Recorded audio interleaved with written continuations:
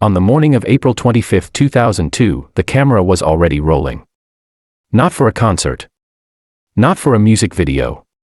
But for what was supposed to be a quiet spiritual retreat, far away from fame, far away from headlines, far away from the chaos that had followed her for years. Lisa, Left Eye Lopes, was not hiding. She was searching. Searching for balance. Searching for meaning. Searching for a way to outrun the turbulence that had defined so much of her life. Just hours later, she would be dead. The crash happened on a sunlit road in Honduras, sudden, violent, and irreversible. And unlike most celebrity deaths, this one carried a chilling detail that still unsettles anyone who revisits it today. Her final days had been filmed. Her thoughts had been recorded. Her fears, reflections, and strange preoccupations with death were captured on camera, before anyone knew they would become a farewell. Around the world, fans struggled to understand how a woman who had survived fame, scandal, reinvention, and public judgment could lose her life in such an ordinary, accidental way. Was it simply a tragic traffic accident? Or the final chapter of a long psychological descent masked as spiritual healing? Were the warning signs visible, spoken out loud, yet ignored? Because when you slow down the footage, when you listen carefully to her words in those final hours, a different story begins to emerge. This is not just the story of how Lisa Lopes died. It is the story of what led her there. Of a mind under pressure. Of a search for rebirth that may have come too late. And of the final moments of a woman who unknowingly documented her own goodbye. The news broke quietly at first. A brief alert. A few confused headlines.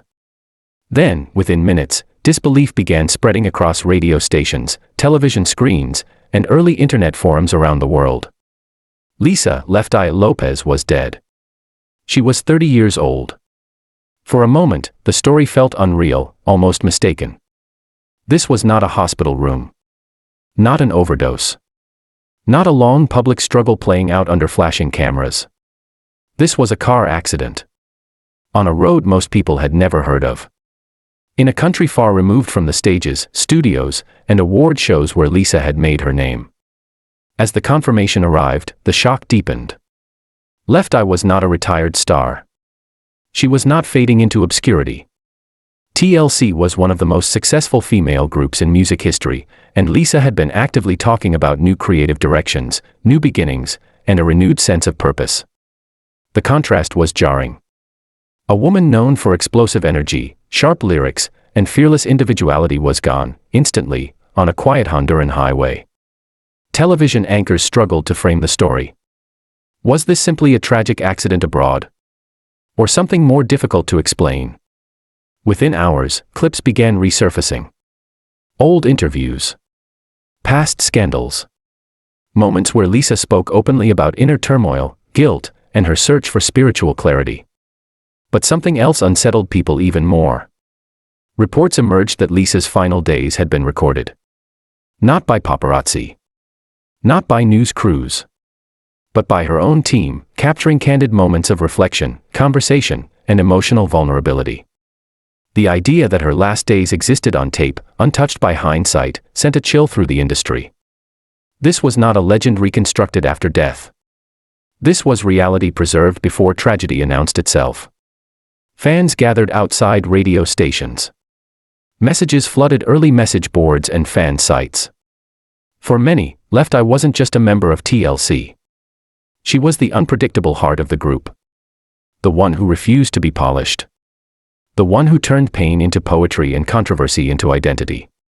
And now, she was gone, without warning, without farewell, without explanation that felt sufficient. As details slowly emerged, confusion grew rather than faded. Why Honduras? Why the retreat? Why, after so many public battles, did her life end in silence instead of spectacle? The more the world learned, the less accidental the story felt, not in a criminal sense, but in a psychological one. This did not feel like a random ending. It felt like the closing frame of a story that had been quietly unfolding for years. And to understand how those final moments came to be, the timeline had to be rewound, far before the crash, far before the cameras, back to the life that shaped the woman the world knew as Left Eye. Long before the retreat in Honduras, long before the cameras followed her into silence, Lisa Lopes learned how to survive chaos. She was born in Philadelphia in 1971, raised in a household shaped by strict discipline, instability, and emotional volatility. Her father, a career military man, ruled with rigid control. Her mother struggled to hold the family together. Music became Lisa's escape early on, not as a dream of fame, but as a way to organize the noise inside her head. She learned the piano as a child. She learned to write lyrics as a release. And she learned quickly that attention, even negative attention, could be a form of power.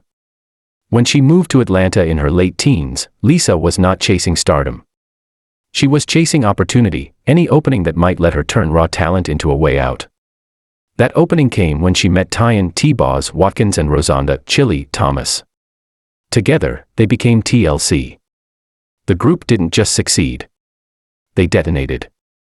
By the early 1990s, TLC dominated the charts, reshaped the sound of R&B and hip-hop, and redefined what a female group could look and sound like. Their music was bold, confrontational, playful, and political. And at the center of that identity was Lisa "Left Eye" Lopes, unfiltered, confrontational, impossible to ignore. But the same qualities that made her magnetic also made her volatile. Lisa never learned how to compartmentalize fame. She felt everything intensely: success, criticism, love, rejection. And she reacted in ways that often shocked the public. In 1994, that volatility exploded into one of the most infamous scandals of the decade. During an argument with her boyfriend, NFL star Andre Rison, Lisa set fire to his mansion. The house burned to the ground. The headlines were merciless. Lisa was arrested. She pleaded guilty. She was sentenced to probation and therapy. To the public, it was spectacle, another cautionary tale of fame gone wrong. But for Lisa, it was something else entirely. It was shame. It was guilt. It was the moment she began to internalize the idea that something inside her was fundamentally broken. In interviews that followed, Lisa oscillated between defiance and self-reflection. Sometimes she defended her actions. Sometimes she condemned herself. Often, she did both in the same breath. As TLC continued to succeed, Lisa grew increasingly conflicted about her role in the group. She felt misunderstood creatively. She felt trapped by expectations. She felt overshadowed, even while standing in the spotlight. Success did not quiet her mind. It amplified it. By the late 1990s, cracks were visible. Lisa spoke openly about depression, spiritual confusion, and the burden of unresolved trauma. She began searching, through therapy, through religion, through alternative belief systems, for something that might bring peace. Fame gave her a platform. But it never gave her grounding. And as the years passed, Lisa's search became more urgent. More personal. More isolating. By the time she left the United States for Honduras, she was no longer running toward success. She was running toward clarity.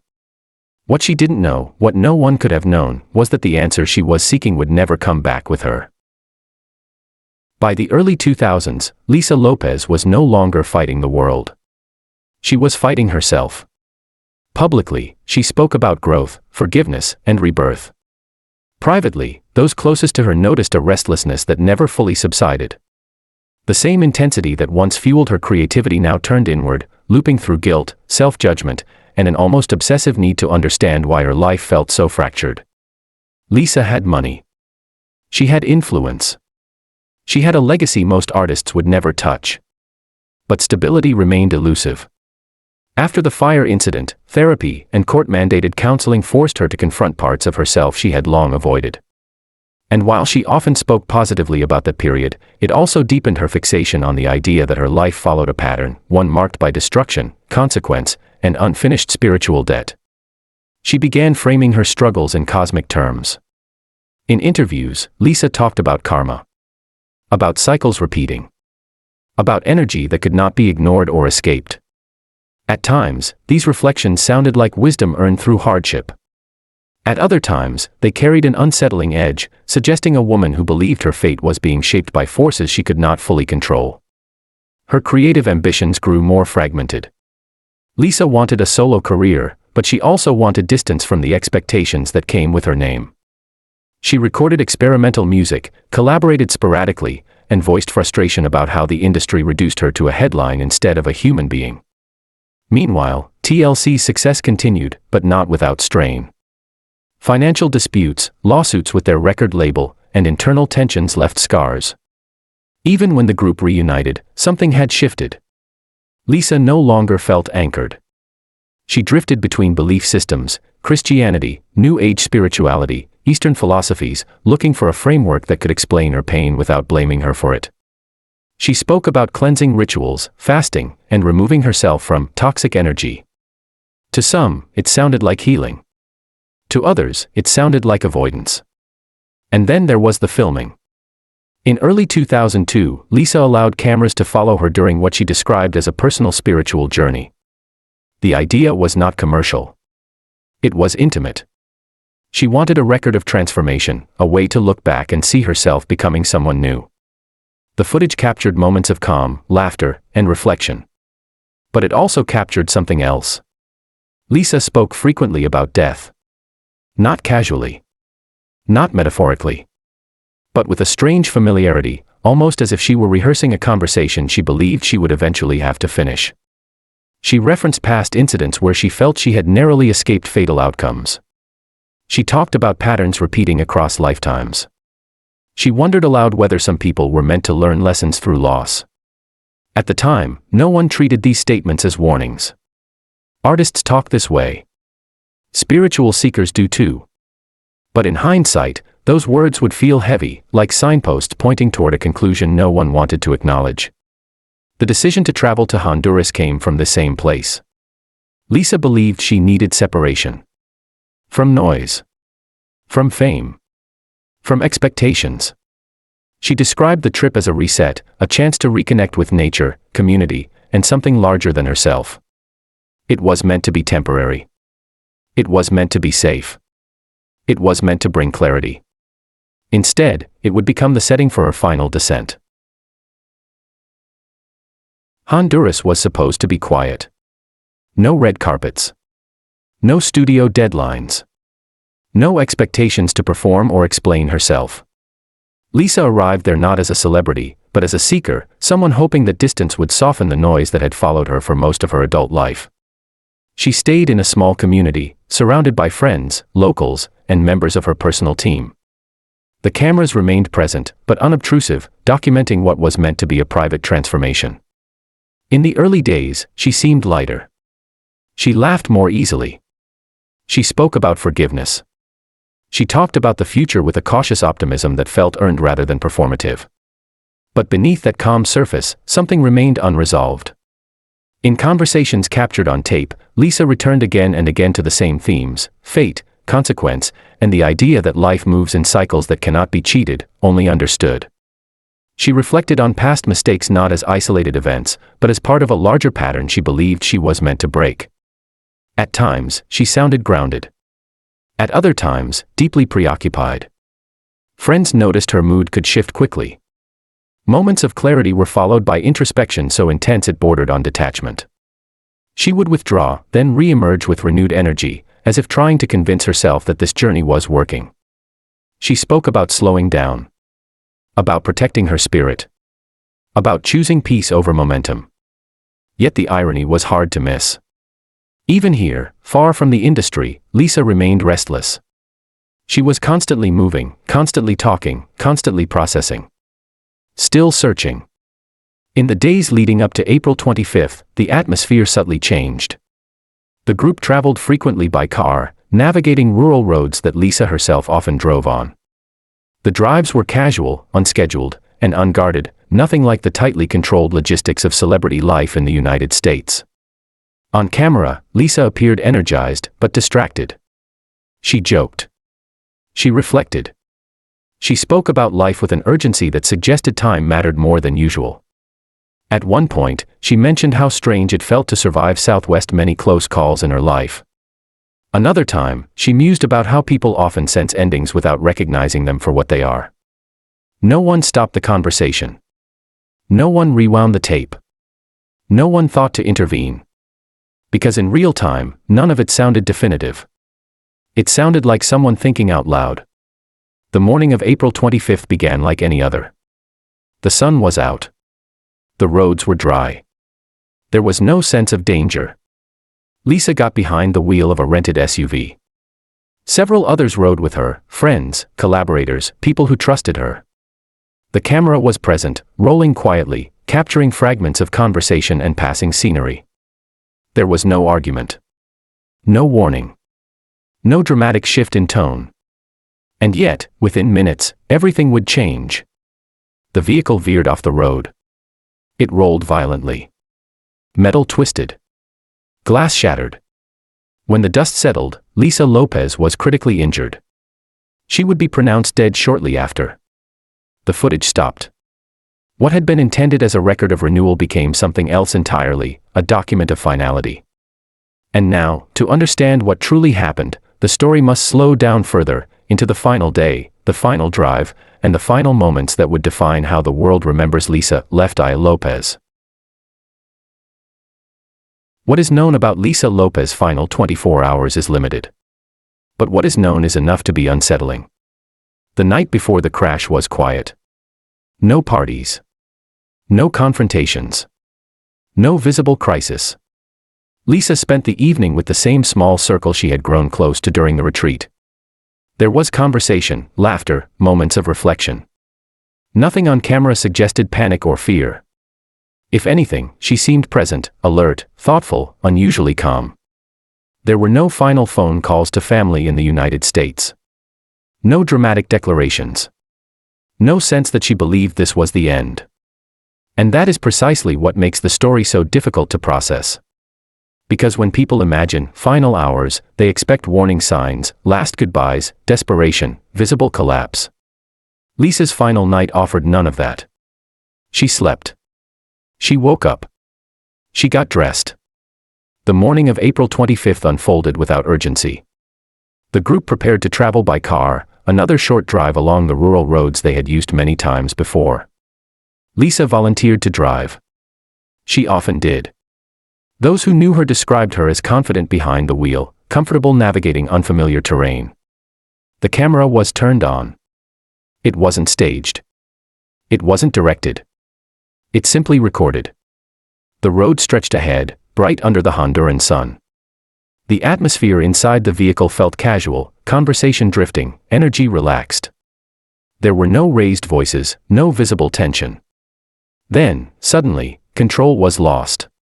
According to reports, the SUV veered off the road and rolled multiple times.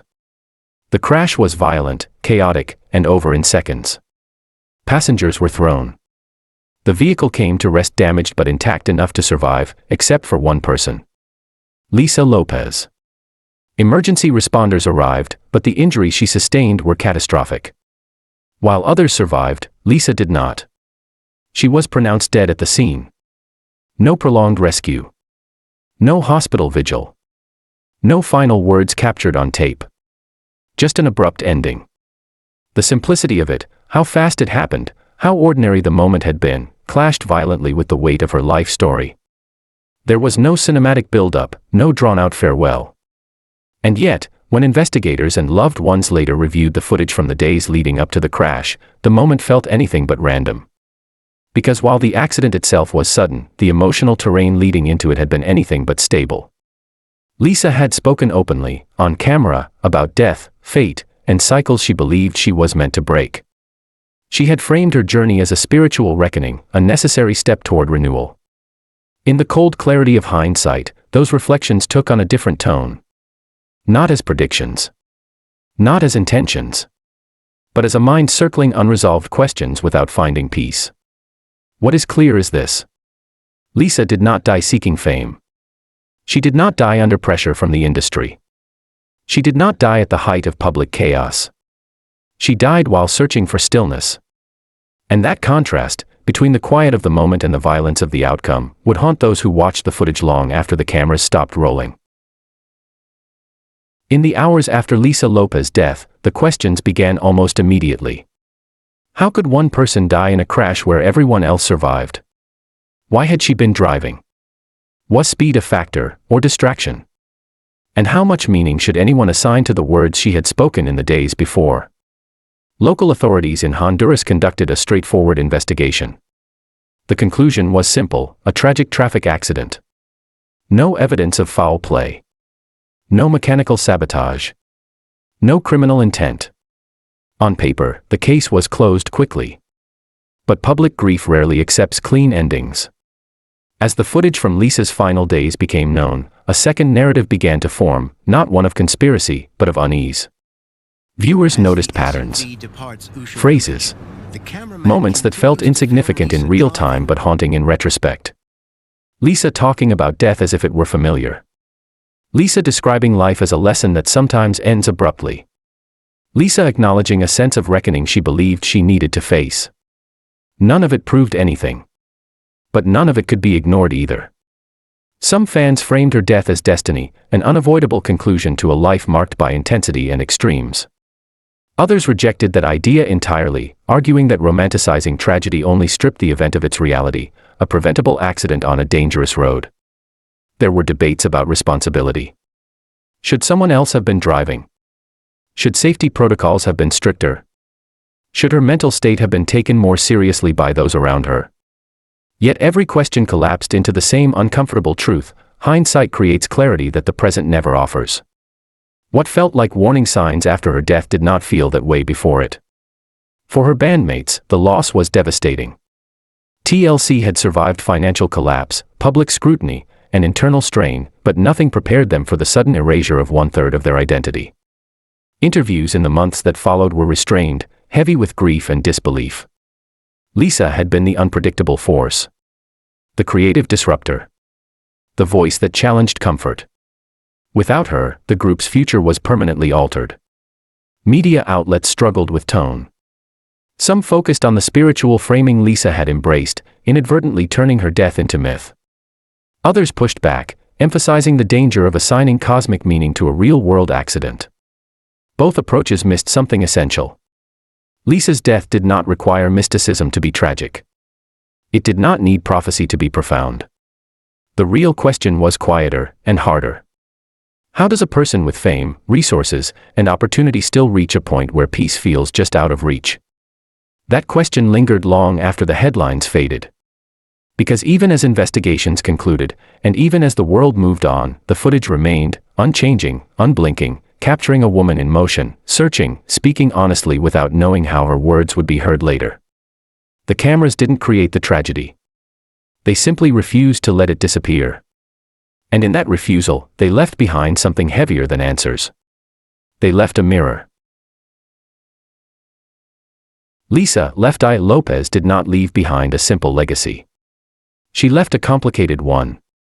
To the world, she remains an icon, 1/3 of a group that reshaped popular music, challenged gender norms, and gave a generation a new language for confidence, independence, and vulnerability. Her voice, sharp and fearless, still echoes through songs that refuse to age. But to understand Lisa only through her success is to miss the quieter truth she carried to the end of her life.